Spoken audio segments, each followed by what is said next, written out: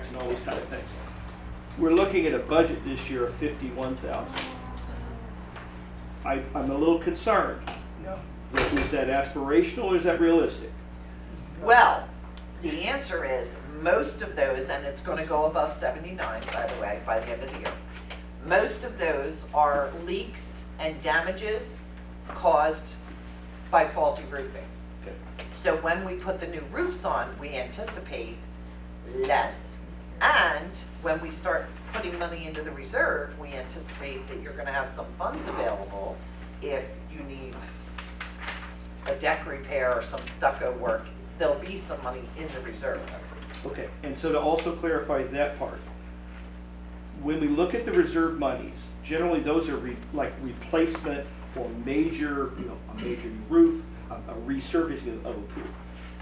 Where do things like these leaks or a stack going bad or some kind of electrical, where do those fit into?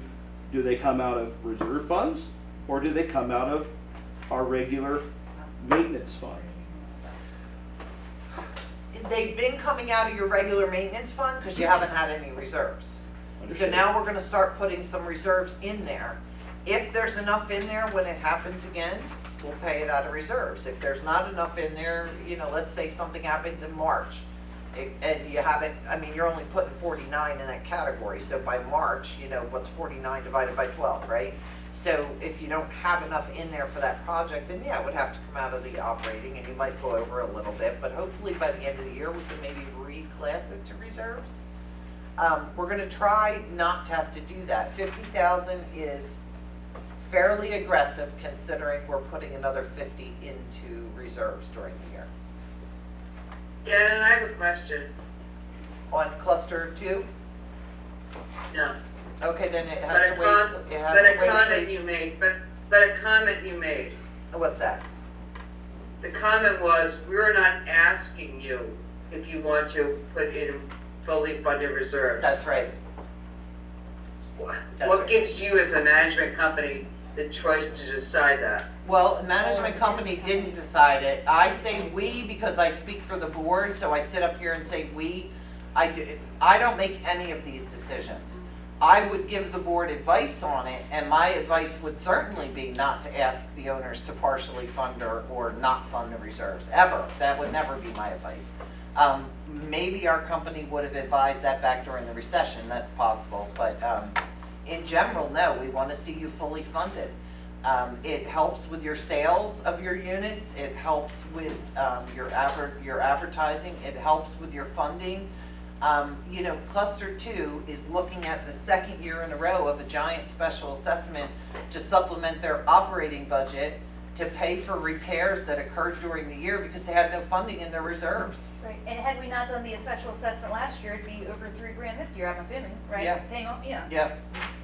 So I understand that, and it would help with financing purposes Right. as well, to be fully funded. Yeah. But I was just wondering why you said you were suggesting it, but you cannot make that decision. No, the board makes the decision. But keep in right. mind that the board has a fiduciary responsibility to ensure that we can maintain our units and that no one is in the position of having a roof that we can't fix and they are left with a charge. Absolutely, absolutely. I was just wondering where the comment came from. Thank you.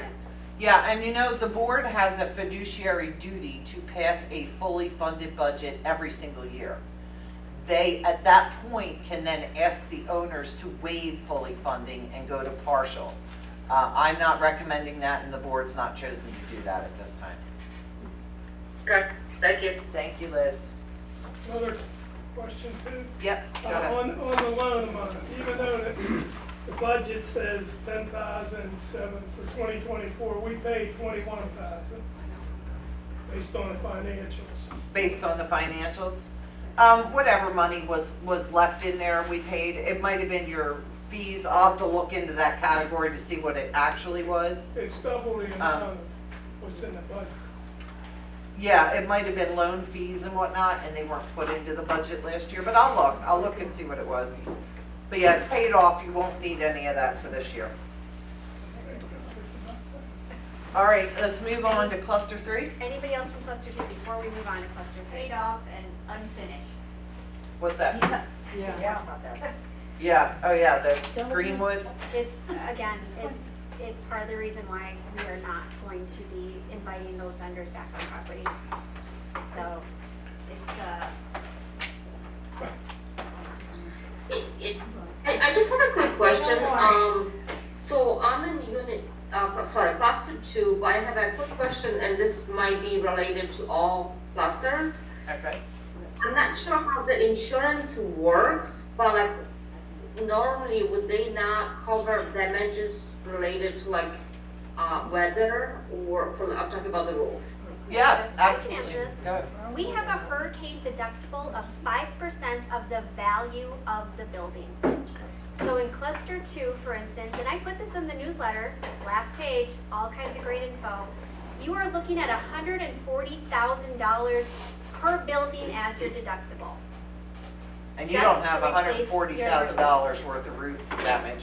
So from that while, hurricane. yes, we have insurance, we have a deductible, and it is based on the value of the buildings, and each cluster has 2 buildings.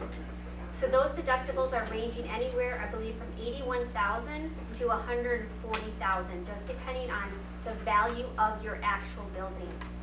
So, yep, we have insurance, but the unfortunate part of it is that the damage that we sustain is likely not going to hit that deductible. So this is completely out of pocket. And another reason to get some extra, get the roofs done and get some extra policies shopping so we could see what we could get. It's typically 5%, but see if you can get better deals. Yeah. All right, we've got to move on to cluster 3. Lori had her hand up first. Susan, Lori had her hand up. Okay, just real quick.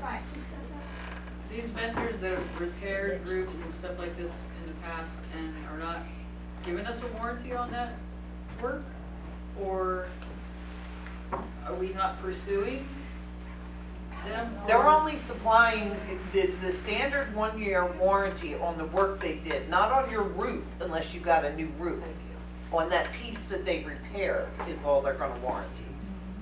So this guy over here, he says that it was repaired and it leaked and it repaired and leaked. Are we not going after that company to at least get some reimbursement for that?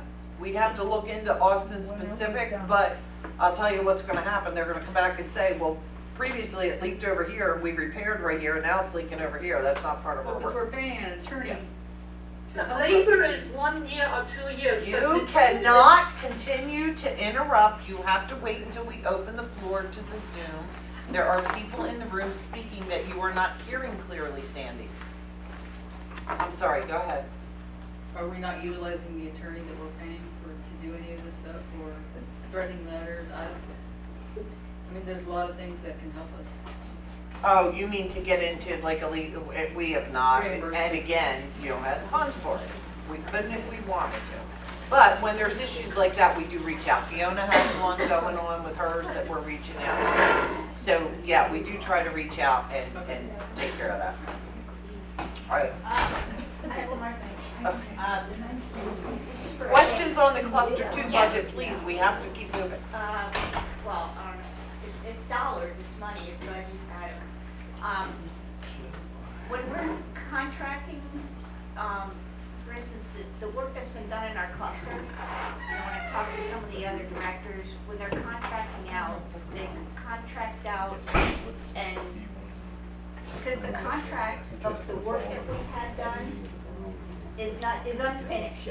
And apparently what I've been explained to is that's what was in the contract, okay? Yeah, we've talked about this in the past, Susan, and I'm equally as frustrated as you.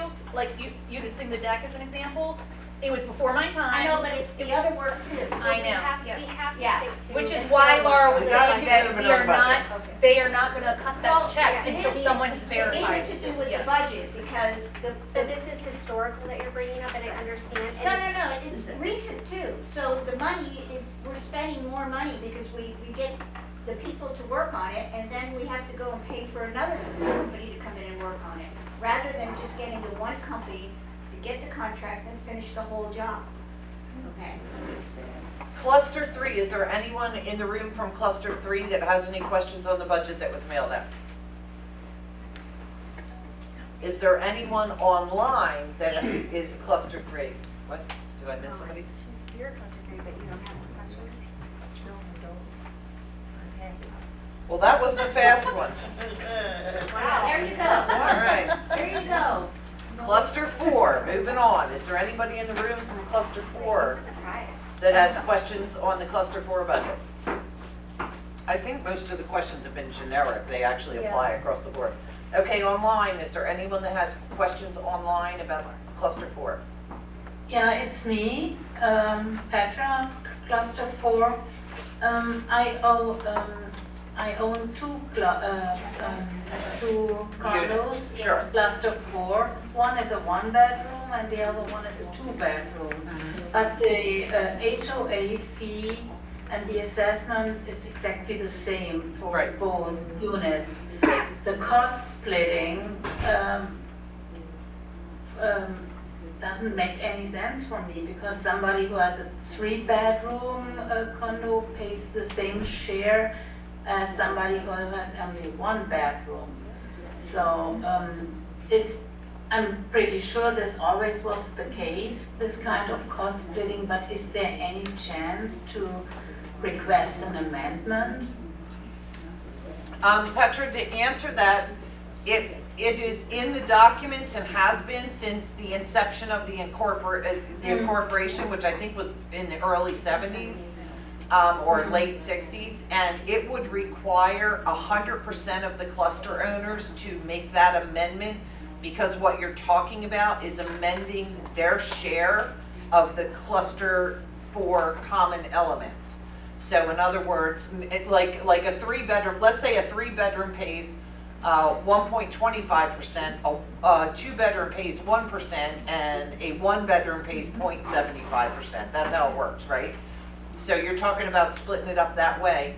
Are any of the 3-bedroom people going to stand up and vote yes for that, so they have to pay more than you? No. It's never, ever, ever going to get passed.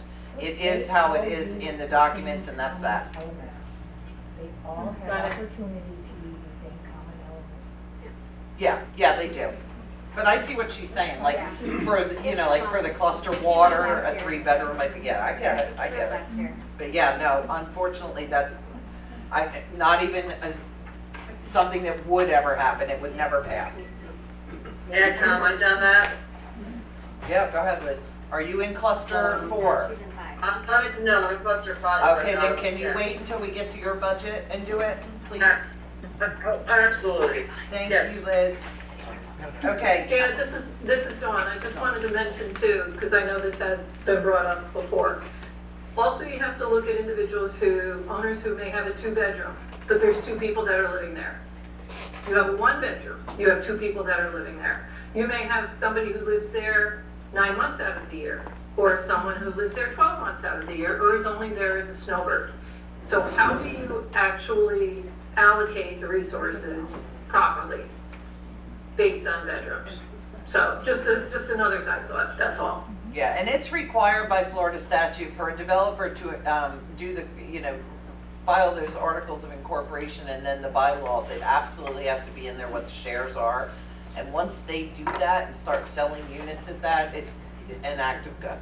It would have to be, I don't even know. I don't think it would ever get passed, ever, ever, ever. I don't even know what conditions it would.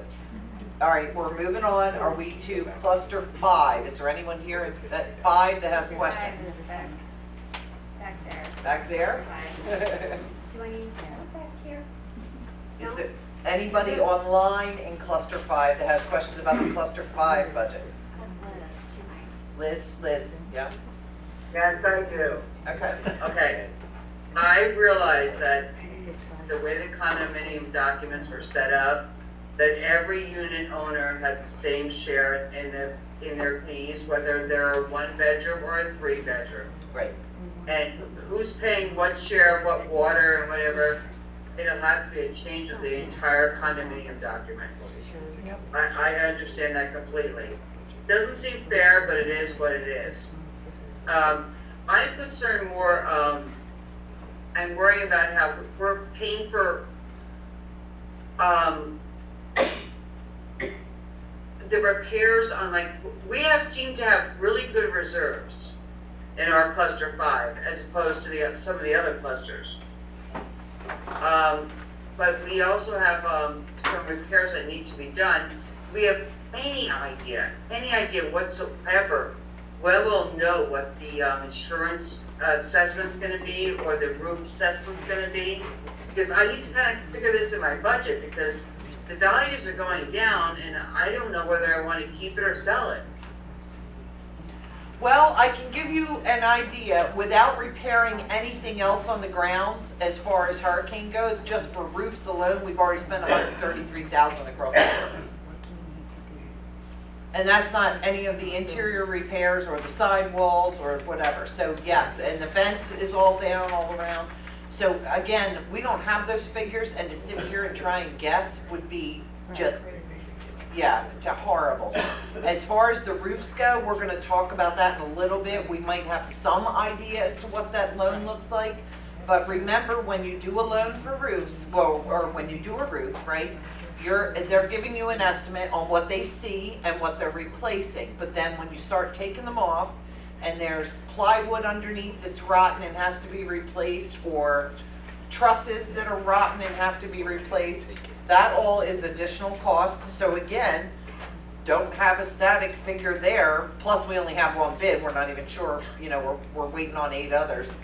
But, it's a pretty much a guarantee, because the roofs are so old, and previous boards did not vote to fully fund, and did not have the money, and did not replace these roofs in a timely manner. Don't we have some, aren't yours like 30 years old or something like that?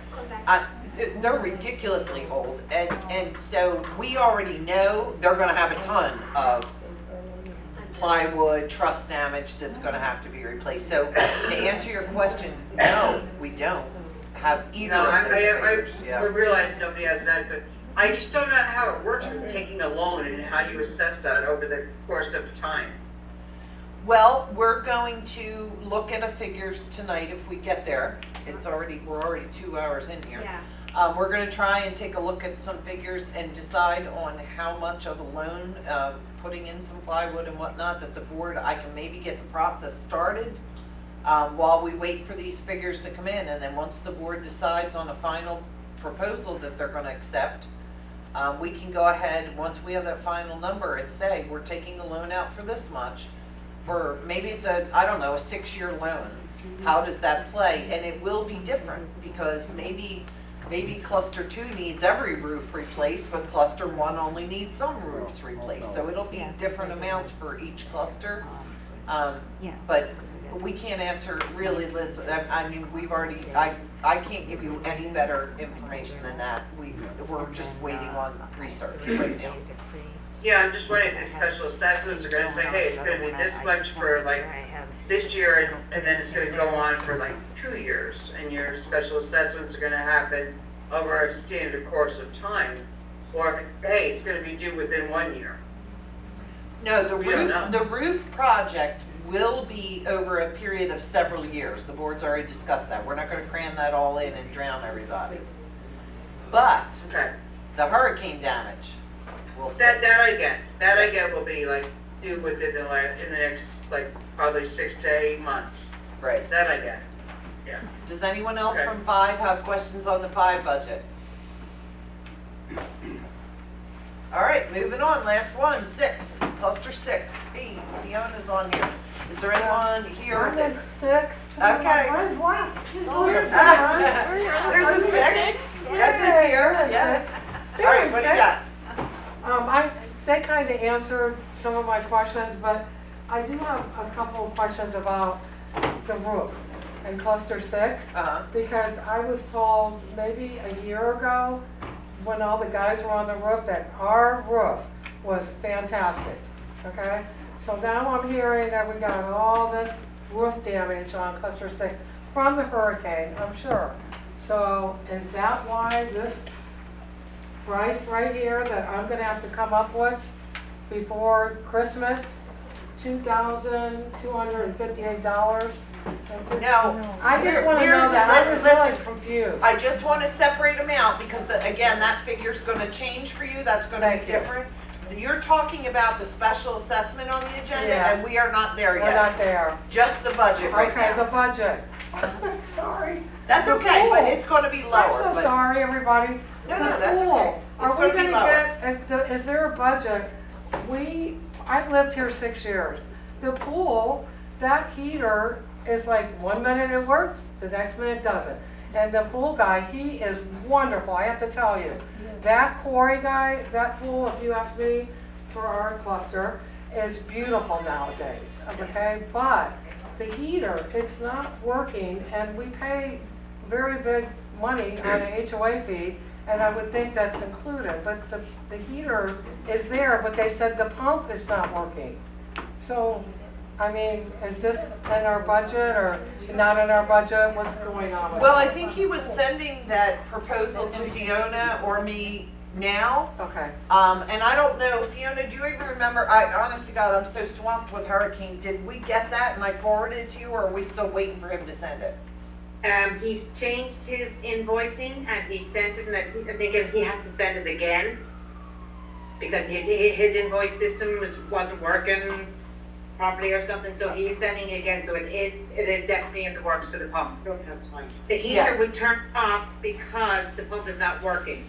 Right, the heater's been off for a long time. Yeah. Okay, I just say We this, but turned it off for the hurricane. just ask the snowbirds, it's off, every time they come, it's off, and they're complaining. I'm not a snowbird, I'm here all year round, I'm just saying, it's off all the time. Yeah, he's preparing a quote for her, and once we get it, you know, the board can Okay, approve the that. carports for cluster 6, on this end, right here, this end right here. Are they doing anything about those? They leak like crazy. That's like the least of our problems. But, you know, we're glad that they stayed where they were, they didn't fall in, but they leak. Or do they have any budgets, do they do anything about those?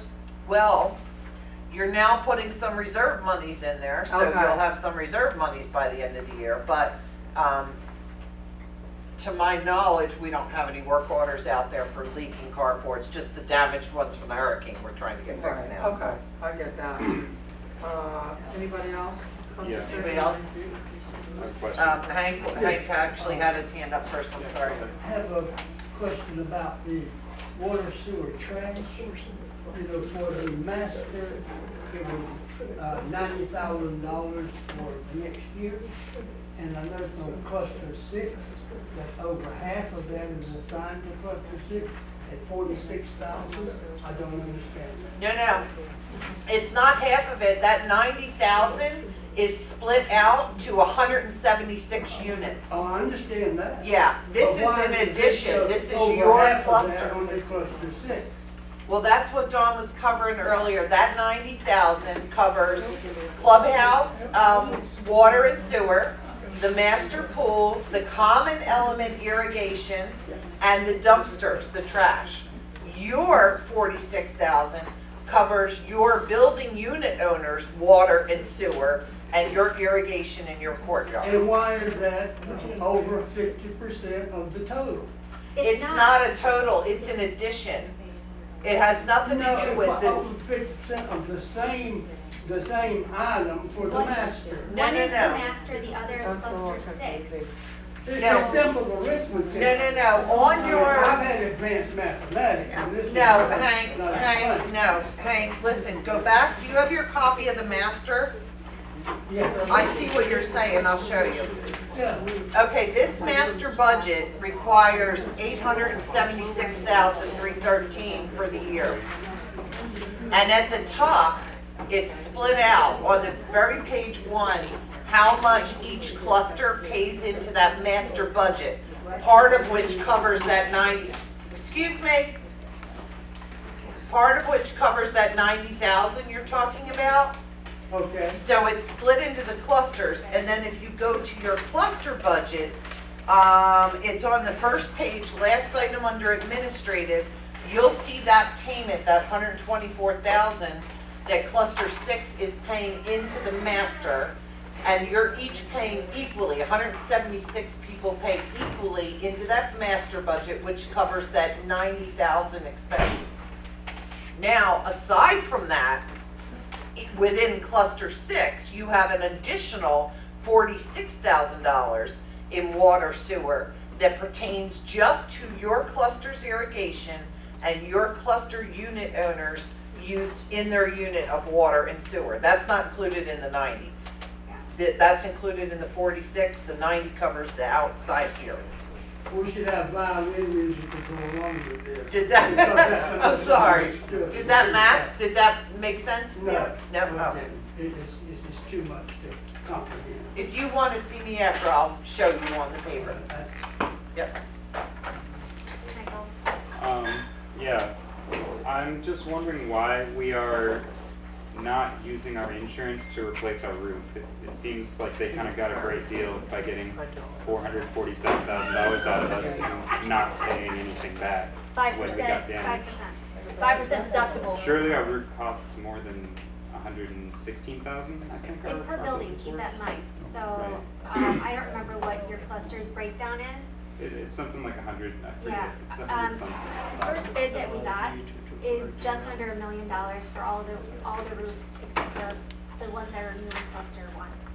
So we're looking at just under $1 million. If you start adding up what all of those deductibles are, we're not gonna hit it. We're just not. And again, it's per building, so. I mean, and what happened too, and I said this in the newsletter, is we went from having probably half of the amount of our building valuations the last time they came out. And then this time around, they basically doubled the value of the buildings. And so when you take 5% of that double value, it's painful. And I've asked Janet, can we look at increasing the deductible? Because if we're gonna end up paying anyways, why are we gonna keep looking for a 5% deductible? So she's told me that's not a good idea, and she's explained it to me. It made very little sense. I'm on a Zoom meeting. So I get it, right? It's like, why do we pay so much money for a company that's not gonna cover anything? Honestly, the way that we're actually gonna get something is through our carports. Score! It's through our We're gonna, Car- through the carports. carport. The carports might cost us $2,000 to replace them, and they are worth like $20,000. So that's like the one thing that we're like, yes! Because you might actually They're need gonna the have, deductible. they're gonna have to pay for our carports that came down. Well, That's how it. much is that, what's the significance of that compared with the total thing we're talking about? It means that instead of us having to pay $22,000 to build a carport, I we understand might that, only same pay on the carport, how does $1,200. that measure up to all this other stuff that we're not getting paid for? No, it doesn't. It doesn't work like Because that. the roof, It's a separate the roof, deductible. Michael, you know, you just recently, when you swapped insurance, and every year, when the policy is written, they come out and they do an inspection. And you also had an adjuster out here, when the roof guys were here, after the hurricane. None were totaled, so it's not like we're gonna get the total cost of the roof and you pay the 5%, it might benefit you, none of them were. Is that adjuster looking out for us though, or are they looking out for the insurance? Oh, no, they're looking out for the insurance, Can we not absolutely. get our own? Like dealing with my HO6 insurance, they gave me like a complete BS offer, so I got a lawyer to come and look at it to, you know, give a real offer back. Are we not doing that with our overall association insurance? You could hire an independent, and then we'd have to get an attorney, and we'd have to argue with the insurance company. The bottom line is, we know how old the roofs are. We know they were damaged. We know that there's an issue long before any hurricane came through here. Okay. So I don't know if the money for the battle is worth it. And keep in mind that the deductible, the 5%, is the whole building, not the roof cost. So your roof, you'd have to get them to say that it was completely destroyed and requires this much money, which is more than the 5% of the entire building worth. And we're only close on one building. It might even be in cluster 2. I can't remember. It might be 4. But we're only close on one. We're not even anywhere near it on any of the others. So I don't know that the cost of arguing it, we're not, even if we could get closer, we're not anywhere near it. Hang on 1 second, because you had one chance to talk. Let me just see if anybody else. Is there anyone online that has a question on the cluster 6 budget? This is Chad. I have a question on the budget. Go ahead, Chad. Did you guys work in to any of these budgets vacancies? They- My concern is with the HOA fee going up 35%, the assessments that we just went over. I mean, I think I just heard 2 or 3 people say about selling. So how are you working vacancies into these budgets for next year when people start selling their condos because it's too expensive? Have you guys considered that role in the budget? No, because somebody owns the condo, so whoever owns the condo is responsible for paying the money. So it doesn't matter whether they put somebody to live in there or they leave it vacant, it is still, owned by someone. So whoever buys it or whoever's selling it still owns it, they're still responsible for the money, and we have been pretty aggressive, with going after the money, sending it off to the attorney, and the association is more than willing and has, moved on to putting liens, and we would foreclose Which you if we should. had to. Do we still, I know and I'm sorry, I know in years past we had talked about a finding committee, is that something we can do above and beyond, since we have people volunteering? That's that we separate can from talk what down we're, the that road? has nothing to do with the money. No, I'm talking about going after, but I was just responding to people that. No, it using has the nothing lawyer. to, yeah, totally separate. The finding committee would be just violations of Oh, would be law. money. No. Okay, got it. No, the attorney is. And again, your attorney does not cost you up front. So, you know, we've been able to just send them off and they're taking care of it. And when it hits that 45-day mark and they send the notice of intent to lien, it hits the next 45, you know, they're reaching out, they're giving me liens that they're filing on people's property. If it continues to build up, then they'll reach out and say to the association, would you like to send a notice of intent to foreclose? And then would you like to go and get a trial date and foreclose? And we would have to, I mean, we And would they have to. end up paying the lawyer's fees, don't Yeah, they? they pay the get lawyer's charged fees the and all, legal we fees don't. as, you know, as part of that. Yeah. I'm sorry, but along those lines, are they paying all the court costs as well, or are we paying those? No, anything that. All that they were, It's all- what cut are they getting for this? I mean, assume they're doing this on a. Who, the attorney? contingent- Yeah. Whatever their contingent fees are, whether it's $250 an hour, $300 Okay. an hour, you know. But that's all they whatever. charge after. They're not charging us at all, they're just putting it right on the owner's ledger. Okay, that's right. So typically, typically attorneys will, like if they, So we I get don't know, if they spend an hour on the phone and it's $300, they'll charge you, and you still put it on the owner's ledger, and eventually, when it's done, you'll get that money back. This particular attorney is absorbing the cost in the meantime, and when it comes in, they take their share out. But they ask for their share, it's over and above what we need, right, and then we get the final check. Just, Hank has more questions on 6. Yes. When, I did as well. when we got Okay. this information, Sorry. and looked into it, we said, oh, how helpless we are. After looking at this, it's a foregone thing, it's gonna slap us, and we're just helpless. And then we come to the meeting, and you explain to us what the insurance companies have done, and their rationalization, if any, why they did it, and, no opposition. What is CNS doing that the many other, management companies doing? You have clout.